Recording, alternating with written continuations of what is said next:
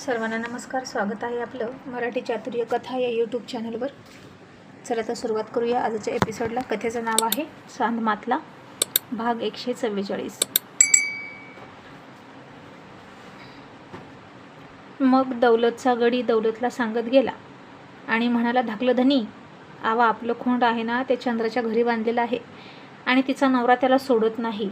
त्याच्या दावणीला बांधून ठेवलं आहे आपलं खोंड. आणि दौलत म्हणाला, त्या आय घाल्याला आता खोंडाचा मूत प्यायचा आहे का? त्याला म्हणावं, तू कोणाशी पंगा घेतोस हे अजून तुला माहीत नाही. तू या गावात नवीन आहेस, गुपचूप खोंड सोड, नाहीतर तुला कपडे घालायला येणार नाहीत, इतका सुजवून ठेवीन. असं दौलत हातवारे करून बोलायला गेला आणि त्याचा सुजलेला खांदा दुखला आणि तो पुन्हा ओरडून म्हणाला, याच्या आईच्या गावात यानं खूप जोरात दगड मारला. आणि सरपंच म्हणाले, दौलतराव, काय झालं तुमच्या खांद्याला? कालपासून बघतोय, दुखतोय का? तर इस्पितळात जावा की. आणि त्यांचा नोकर लगेच म्हणाला, अव इस्पितळात नर्सबाई पण येत नाही थोरलं धनी, इस्पितळ बंद आहे 3 दिवस झालं. आणि सरपंच चकित होऊन म्हणाला, का? इस्पितळ बंद ठेवायला उघडलंय का? कुठं गेली ती नर्सबाई?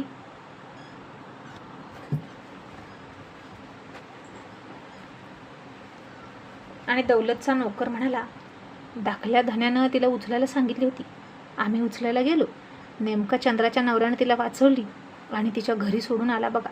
तेव्हापासून ती बाई आली नाही. आणि सरपंच पुन्हा दौलतकडे बघून म्हणाले, दौलतराव, तुम्हाला अजून शिकार करता येतच नाही, तुमचं कुठंतरी चुकतंय. आणि चंद्रा पण गावात आली असं दिसतंय, म्हणजे तुमची खूप जुनी शिकार परत आली. आता तरी ती तुमच्या हाताला गावणार आहे की नाही? आणि कोण आहे तिचा नवरा? दौलत म्हणाला, माहीत नाही आबा, अजून दिसला नाही. मी समोर गेलो की लपून बसतो आणि आडून आडून वार करतो. त्यानंच कुत्र्यानं दगड मारला आणि तोच लागलाय. आणि एक नोकर हसत म्हणाला, पण धनी, त्याचा नेम लय झाक दिसतोय बरं का, एक पण दगड हुकला नाही बघा, सगळं लागलं.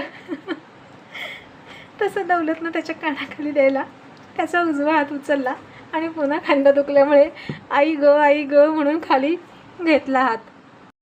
आणि त्यानं लाथ मात्र उचलली आणि नोकराला घातली आणि म्हणाला, मादरचोद, माझं खातो, माझ्या भाकऱ्या मोडतो आणि त्याची तरफदारी करतो, बोलशील का पुन्हा त्याच्या बाजूनं? असं म्हणून दौलतनं त्याला तुडवला. आणि दौलत त्याला उगीच इतका मारत होता की जणू काही त्याच्या पायाखाली चंद्राचा नवराच आहे असं त्याला वाटत होतं. आणि माती तुडवावी तशी तो त्याला तुडवत होता. आणि हे बघून बाकीचे नोकर हबगले. आणि सगळ्या बघणाऱ्या नोकरांच्या मनात एकच प्रश्न निर्माण झाला. तो फक्त थोडंसंच म्हणाला, त्याचा नेम चांगला आहे तर इतकं मारायची काय गरज होती का? पण तेव्हा कोणीच बोललं नाही. गुलाम होते ना ते सगळे, आणि शांत बसले. आणि आता कोणी त्याला सोडवायला जाण्याची सुद्धा हिंमत करणार नव्हतं, कारण जो सोडवायला जाईल त्याला दौलतनं पायानं तोडवला म्हणूनच समजा. आणि तो नोकर माफी करा म्हणून हात जोडत होता आणि माफी मागत होता. शेवटी दौलत त्याच्या अंगावर थुकला आणि म्हणाला, लक्षात ठेव, पुन्हा माझ्यासमोर दुसऱ्याचं नाव काढून कौतुक करायचं नाही. आणि तो नोकर त्याचं दुखरं अंग घेऊन बाजूला सरपटत गेला आणि पायात मान घालून रडायला लागला. सरपंच आणि दौलत बाकीच्या गड्यांना उद्देशून म्हणाले, 6-7 जण जावा आणि त्याला तुडवा आणि ते खोंड घेऊन या. आपलं खोंड त्या बाईच्या दारात असणं म्हणजेच आपला अपमान आहे. तिनं फक्त शेण उचलायचं आपल्या गोठ्यातलं, तिच्या गोठ्यात आपलं खोंड शोभून दिसत नाही. आणि आता ते गडी गेले 5-6 जण. आणि इकडे मार खाऊन जो गडी गुडघ्यात मान घालून रडत होता त्याच्याजवळ बाकीचे उरलेले आले आणि त्याला समजावत म्हणायला लागले, रडू नकोस र, आम्हाला लय वाईट वाटतं, तुझी थोडीशी चूक होती, इतकं मारायची गरज नव्हती. आणि आता तो रडणारा गडी म्हणाला, चूक कशी नाही, लय मोठी चूक आहे माझी. मी असं गपगुमान ऐकतो ही माझी चूक आहे. मी शाळेत गेलो नाही आणि हीच माझी चूक आहे. मी माझ्या मुलांना असंच गुलामीची सवय लावतो ही माझी चूक आहे. मी रघुचं ऐकलं नाही आणि त्याच्या बाजूनं मत दिलं नाही. संधी आली होती सरपंचाची मक्तेदारी मोडून काढण्याची आणि मी ती संधी हुकवली. आणि आता पुन्हा 5 वर्ष याच गुलामीत खितपत पडायचं आणि त्या संधीचं सोनं केलं नाही ही माझी चूक आहे. खरं बोलतोय रघु, तो आपला भाऊबंद आहे, तो आपल्यासाठी झटतोय आणि आपण मात्र त्याच्याच विरोधात जाऊन या सापाच्या पिल्लाला आणि त्या सापाला मदत करतो. त्यानं भूक म्हटलं की भुंकतो, त्यानं छो म्हटलं की कान उभे करून कुत्र्यासारखं धोतर फेटेपर्यंत पळतो. खरंच आहे त्याचं बोलणं. देश स्वतंत्र होऊन इतकी वर्ष झाली, पण आपलं गाव अजून गुलामीत आहे आणि पारतंत्र्यात आहे असं म्हणून तो गडी रडायला लागला. बाकीच्यांना सुद्धा वाटलं खरंच इतकी वर्ष सरपंचाची गुलामी केली, आता यानंतर दौलतची गुलामी करतोय आणि पुन्हा याच्या पोराची गुलामी करावी लागेल. आपल्या लेकराबाळांनी कधी रुबाब करायचा का त्यांनी सुद्धा आपल्यासारखंच यांची गुलामी करायची पिढ्यानपिढ्या? या सगळ्यांनी पिढ्यानपिढ्या दादागिरी करायची, रुबाब करायचा आणि गाड्या उडवायच्या आणि आपल्या पिढ्यांनी काय करायचं यांचा थुंका झेलायचा. आपल्या बायकांनी यांची घरं सारवायची आणि गोठ्यातल्या गायी धुवायच्या. इतकं आपण कष्ट करायचं आणि रुबाब त्यांनी करायचा. आपल्या लेकरा बाळांनी त्यांच्या पोरांचं उष्ट खायचं, असं कुठपर्यंत चालणार? आता रघुचं बोलणं पटत होतं हळूहळू सगळ्याला, पण ज्या लोकशाहीचा हक्क म्हणजेच मतदान, त्याद्वारे सरपंचाला धडा शिकवण्याची वेळ होती ती वेळ तर निघून गेली होती आणि सगळे पस्तावत होते. आणि आता सरपंचाचं खोंड मालनच्या जावयानं बांधून ठेवलं आणि त्याची खूप मोठी चुकी झाली असं गावकऱ्यांना वाटत होतं.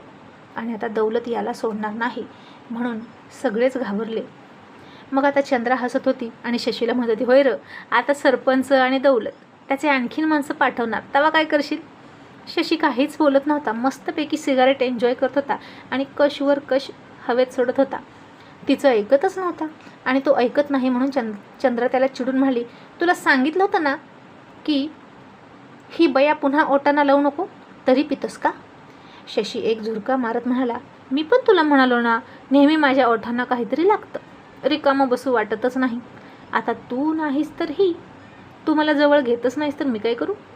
ती थोडीशी लाजली आणि म्हणाली, आता एवढ्याशा या घरात तुला कसा जवळ घेऊ? कुणी बघितलं तर काय म्हणतील? नवऱ्यानं बायको जवळ घेतली असंच म्हणतील ना. मला इतकी तलब झाली आहे आणि तू मात्र काही पण बोलतेस, असं शशी म्हणाला. घरकी सोय आपल्या दोघांच्या झोपण्याची, असं म्हणून त्यानं तिला डोळा मारला. तसं तिच्या काळजात धस्स झालं आणि लाजायला लागली. मालननं मात्र ते शेवटचं वाक्य फक्त ऐकलं, करकी सोय आपल्या दोघांच्या झोपण्याची, आणि ती थोडी लाजलीच. आणि आज काहीतरी करून त्यांना झोपू द्यावं असं तिला वाटलं, कारण नवीन लग्न झालेलं आहे त्यांचं, मग त्यांना एकांत तर हवाच की. आणि चंद्रा कमरेवर हात देत म्हणाली, बघते काय करायचं ते, पण ती बिडी आधी खाली फेक, नाहीतर माझ्यासारखी वाईट कुणी नाही. आणि शशी कानात बोट घालून हलवत म्हणाला, किती बोलतेस ग तू? आमच्या लहानपणीनं असं म्हणायचे की बेडकांना दगड मारू नये, नाहीतर मुकी बायको मिळते, आणि आम्ही सुद्धा घाबरून दगड मारत नव्हतो. पण आता वाटतंय बरं झालं असतं दगड मारला असता तर, आणि आता सुखी झालो असतो मुकी बायको असती तर. आणि चंद्रानं पाय आपटले आणि जा तिकडं म्हणून घरात गेली. आणि पुन्हा बाहेर येऊन म्हणाली, त्या खोंडाचं काय करणार तू? मुंबईला घेऊन जाशील का? सोडून दे, उगीच वाद वाढवू नको. आणि शशी म्हणाला, वादाला सुरुवात मी करतच नाही, आणि समोरच्यानं सुरुवात केली तर तो वाद तेव्हाच संपतो जेव्हा माझ्या मनात असतं. रात्री रंगीला हात लावून त्यानं वाद सुरू केला, मग आता हा वाद कधी संपवायचा ते मी ठरवणार, तू नको सांगू, असं शशी तिच्यावर डोळे रोखून त्याच्या स्टाईलमध्ये म्हणाला. आणि पुन्हा सिगारेट तोंडाला लावली आणि आकाशाकडे बघून धूर सोडत बसला. इतक्यात तिकडून हौसा पळतच आली आणि म्हणाली, मालन, अगं सरपंचाची माणसं 4-5 जण येत आहेत तुझ्या जावयाला मारायला, त्याच्या चिकन्या चेहऱ्याची वाट लावून टाकतील बघ. आणि मालन हात जोडून लाचार होत म्हणाली, माफ करा दादा, पोरगं अजून हूड आहे, त्याला समजत नाही. आणि चंद्रा म्हणाली, आई, त्याला चांगली समज आहे. आणि चंद्रा त्या माणसांना म्हणाली, रात्री आमच्या रंगीला कोण सोडून घेऊन चाललं होतं म्हणून तो तसा करतोय. तुझ्या सरपंचाला आणि धाकल्या धन्याला पण सांगा, त्याच्या नादी लागू नको, तो तर लय सरफिरा माणूस आहे, एकदा त्याचं टाळकं सटकलं की काही खरं नाही. आणि दौलतची गडी माणसं चंद्राला दम देत म्हणाली, चंद्रे, या गावातलीच आहेस ना तू सुद्धा पळून गेली धाकल्या धान्याला घेऊन, माहीत आहे ना, भिवून, माहीत आहे ना, आणि आजपर्यंत त्यांच्या नादी जो लागलाय तो जित्ता राहिलाय का? मग तुझ्या नवऱ्याला समजावून ठेव. आणि चंद्रा पण त्याला आव्हान देत त्याच्या डोळ्यात डोळे घालून म्हणाली, मग तुझ्या धाकल्या धन्याला पण सांग की माझ्या नवऱ्यासारखा मर्द अजून तू बघितला नसेल. आतापर्यंत ज्यांना ज्यांना तू संपवलं ते सगळे मर्द नव्हतेच, आता तुझी खऱ्या मर्दासोबत गाठ पडली असं सांग त्याला. आणि माझ्या मर्दासोबत तू जिंकून दाखव तर तुझी पाठ थोपटते आणि तू म्हणशील ते करायला ही चंद्रा तयार आहे असं सांग जाऊन त्याला, असं चंद्रा फार त्वेषानं म्हणाली. आणि एक गडी म्हणाला, तुझा नवरा खरा मर्द आहे तर सारखा लपून का बसतो ग? आता सुद्धा कुठं गेलाय सांग की. आणि चंद्रा म्हणाली, जा की मंदिराच्या दिशेनं गेलाय, नदीच्या काठाला पळ, जा तिकडं, आणि माझा निरोप घेऊन तुझ्या धन्याकडे जा. आणि आणखीन माणसं घेऊन जा म्हणावं माझ्या नवऱ्याच्या मागं. प्रत्येकाची हाडं गोळा करून तुम्ही माघारी येणार मी लिहून देते. आणि ते घडी म्हणाले, बरं बरं, तुला लय माज आलाय. असं म्हणून एक जण दौलतला हे सांगायला गेला आणि बाकीचे शशीच्या मागे नदीकिनारी गेले. शशी तिकडं खोंड घेऊन गेला होता आणि धाकलं धनी चंद्रा अशी म्हणते की तिच्या नवऱ्याला हरवून दाखवा, तो खरा मर्द आहे आणि त्याला हरवून दाखवलं तर चंद्रा तुम्ही सांगाल ते करायला तयार आहे. आणि हे ऐकलं तसं दौलत म्हणाला, असं का?